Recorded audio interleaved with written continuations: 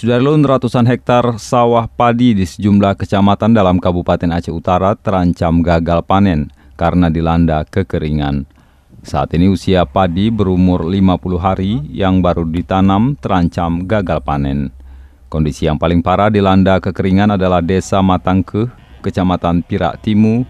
Kekeringan terjadi semenjak banjir melanda beberapa waktu lalu dan hingga saat ini kawasan ini belum pernah turun hujan.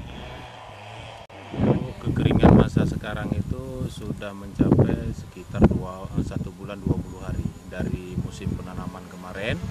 Setelah terjadi penanaman, habis itu banjir melanda Pirak Timu, Matangkuli dan Payabakong yang sangat parah di Pirak Timu ini mencapai di atas kepala kita. Habis itu surut daripada banjir, kemudian kemarau pun tiba pada saat ini. Sampai sekarang dari banjir kemarin belum ada hujan.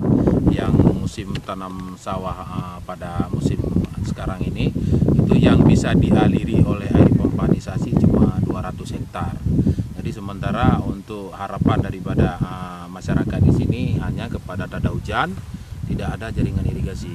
Untuk masalah proses pembangunan ataupun perencanaan daripada pemerintah Pirak Timu dan Aceh Utara memang sudah ada, tapi sampai sekarang ini belum kita rasakan, belum ada jangankan irigasi untuk pembebasan tanah yang ada.